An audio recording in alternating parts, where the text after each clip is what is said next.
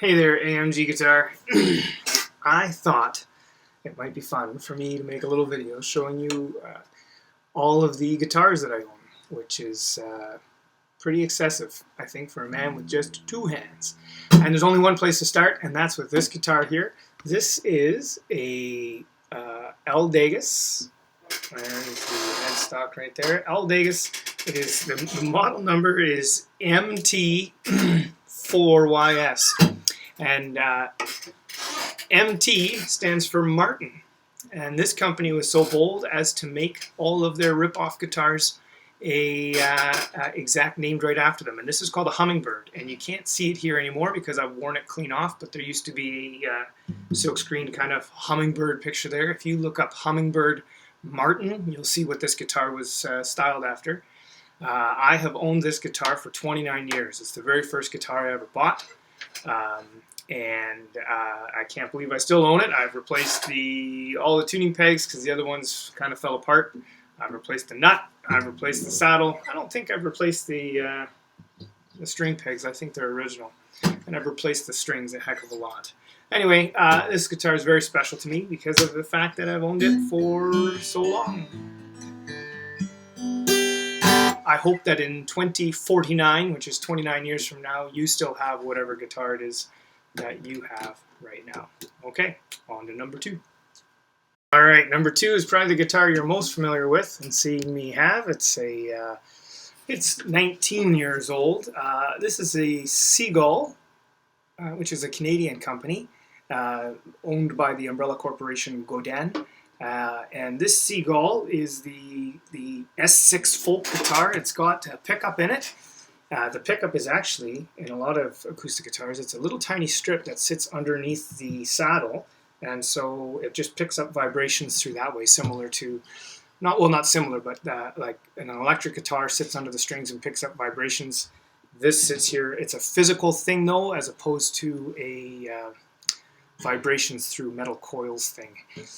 Regardless, this is the guitar I have at school all the time, and I inherited this guitar in 2010. My father-in-law passed away, and it was his guitar, and I was fortunate enough to be given it, and I've kept it. You can see I got a little task thing in there too, and this is a very special guitar to me for another reason too, because the strap that I have on it, if you've never noticed, I don't know if you can see that in the light there, it says Dan, which is funny because nobody in my life calls me Dan.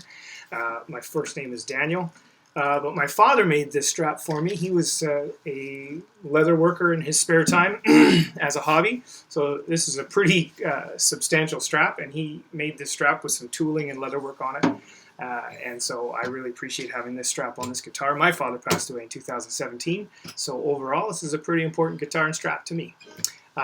Those two guitars probably are I have some more acoustic guitars I'll show you very quickly, but these two are definitely my favorites. All right, two more acoustic guitars. This one here is also a guitar quite old. Well, not quite old, but I'm going to guess this is probably 25 years old or so. It's actually it's called a Renaissance guitar. It's not a super well-known brand, but it is an absolutely solid guitar. You can see I play this one a lot. It actually is my wife's guitar, but she doesn't seem to play it, so I do a lot. And so just a regular 6-string acoustic guitar. I love this one a lot, though. I play it. It's always nice to have a guitar on every floor of the house. So that's what, I can leave one upstairs. This other one here I've had for less than a year. It is called an Epiphone Pro 1. And it is a nylon string guitar, but it has a little bit of a difference. So Epiphone, as you're about to see in the next little part, is probably my favorite manufacturer of guitars. I am, and I'll talk about it with the electric guitars, but Epiphone is a subsidiary of Gibson. Used to be their own company, and then Gibson bought them a long time ago, and continues to produce guitars under the Epiphone name. So this guitar, though, most classical guitars have a wider neck.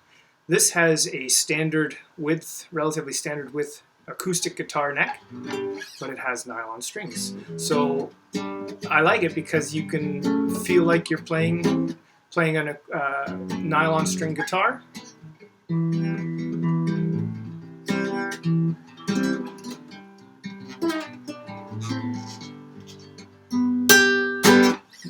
So it's nice on the fingers. It's lots of fun. And yeah, play this one a fair bit as well for that nylon string classical guitar sound. Epiphone Pro 1, kind of a neat little guitar. On to the portion I call the Epiphone series. I own 3 electric guitars that well, I can't say I use them regularly because one of them I just picked up. But this one here you've seen at school, I'm sure. It is called an SG, Epiphone SG. And the Epiphone SG is a pretty popular model. 2 humbucker pickups. And I've got separate volume and tone knobs for each of the pickups. A switch that goes between treble and rhythm, and that's for if you are playing rhythm, you're moving up to just this pickup, and if you're playing treble, you're playing down here at this pickup. So this guitar has what they call a double cutaway, which means you can access all the way up to here on the frets. It's very easy because there's no part up here to get in the way on your thumb side, and the back of the guitar is very, very shallow all the way to the neck. And if you've seen other guitars, you'll see there's quite a bit of a bump right here as the neck fills out. SG, what's that mean? It means solid guitar. It is a solid piece of wood. This guitar here I've had for a few years, and probably my favorite electric guitar. I play it more than the others, but of course, like any good person who has a bad habit, I own more than one. So the other guitar that I have from Epiphone, which is this right here, it's called the Epiphone, it's called the 335. It's a semi-hollow, hollow body guitar. So it's not like an acoustic. I think I showed you one in class this year, the 339 model. It's got the same physical setup here. It's a larger guitar. I'll back up a bit, and very popular with blues and rock and roll. And probably the reason I bought it, because I play more blues at home than anything else. And yeah, the Dot 335. I think these are all heavy guitars too, but you can see the same sort of thing. You can get all the way up to the neck there, and also pretty shallow all the way there. 2 humbuckers, a great sounding guitar. The third Epiphone is the one that I just bought not too long ago, and instead of humbuckers here, it has P90s. P90s, I'm going to do a separate video on electric guitar amplification and pickups, but they're just a different kind of pickup, so you get a different kind of sound. Similar, so this one here is called the 1956 Les Paul Pro. It's really just, this is a Les Paul guitar with P90s, and same setup here with rhythm and treble, and two pickups, each with separate volume and tone.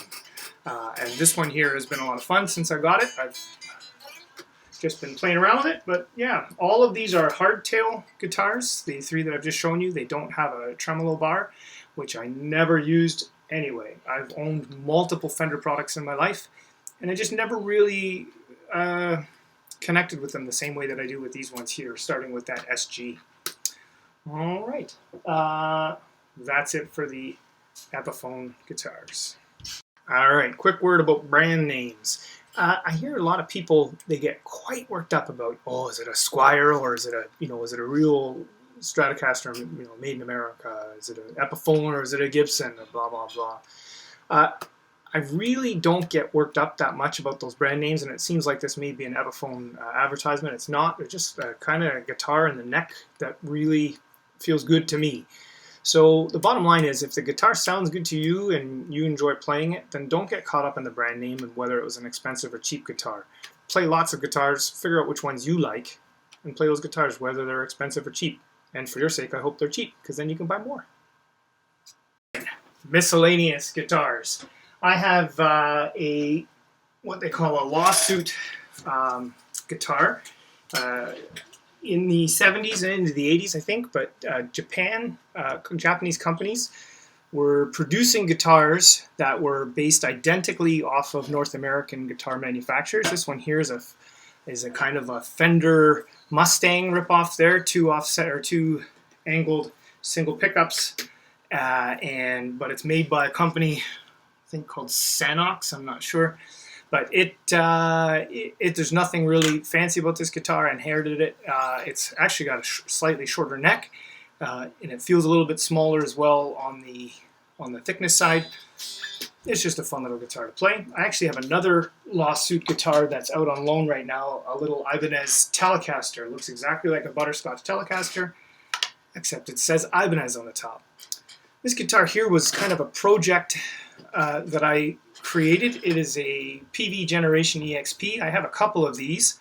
Another one I have is out on loan with a student as well. But this one here has a single pickup in the back, and it used to have the classic Stratocaster look there of a middle pickup and a neck pickup. I removed them, rewired to a 3-position switch, and put in a P90. Until that guitar that I showed you, the 56 Les Paul, until I got that, I've never owned a guitar with a P90 pickup. So I bought a pickup, rewired it, put it together, just so I could have that sound of a P90. And I'm going to be perfectly honest, this setup here is used by one of my favorite non-guitarists, Eddie Vedder from Pearl Jam. He's got a Stratocaster with the P90 single pickup kind of structure, and I always wanted one. Interestingly enough, I couldn't get a proper pick guard, so I made it. I took an old record. This is Bob Dylan Bringing It All Home. That was scratched to heck and no longer worth anything, and I found there was a guy on the internet showing you how to make a pick guard out of a record, and I thought that's pretty cool. So yeah, that's the end of my electric and acoustic guitars, and of course now I'll talk about bass guitars. The last part here, I own 3 basses. I've only been playing bass maybe 6 years. I kind of got interested in it, and the first bass I sold, it was just a little Squire P bass, and I had it for maybe a year, and when I realized I was going to stick with it, I kind of started thinking about what I really wanted. And so then the bass I've had the longest is this one here. It's, surprise, surprise, an Epiphone product. It's called the Viola because it's shaped like a violin, I guess. And it was made famous through a company called Hofner, who produced a guitar called the Viola, and made famous by Paul McCartney. So 2 of their, I don't know if they call them mini humbuckers or not, but humbucker type bass pickups, 2 volumes, 1 tone. And the thing about this guitar is that it's got, or this bass guitar, is that it's got a short length. It's called short scale. And that's good for people like me who I've got short, stubby fingers. I don't actually have an incredible reach with my hand. So this guitar's,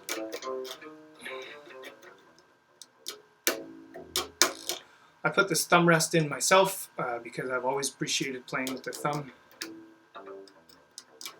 And this bass guitar I've had for a few years. I really like it. I've got flat wound strings on here, so they are smooth. And I probably play this bass more than the other 2 basses that I own. The next bass is the only Fender product that I own. Nothing against Fender, this just never really worked for me, but I do have this Precision or P bass here. You can always tell there's the P bass, look like this, the Jazz bass, which have the single coil like that, and then they've got one called a PJ, which has 1 of each. Thumb rest is always again for me. And this has a regular longer scale neck, and you can see right here. I appreciate maple necks more, but you don't really see them a ton on a lot of guitars, but they are. I like the feel of a maple neck more than a rosewood neck. I put in this bridge guard cover, I guess. I think it looks classy. All right, and then my last bass guitar is an acoustic bass. If you've taken my class before, you know I used to have an El Capitan, which is a Epiphone product, and you know what? The neck was terrible. I think it was a lemon. I had no luck with it whatsoever, so I sold it, and I picked up this instead. It's a higher end model, an Ibanez, and it's a lot of fun to play as well. Nice for the classroom as well because it's acoustic, so I bring that in once in a blue moon. And so that is the end of my guitar tour. The bottom line is, kids, buy more guitars. It will make you cooler. I promise. All right, take care.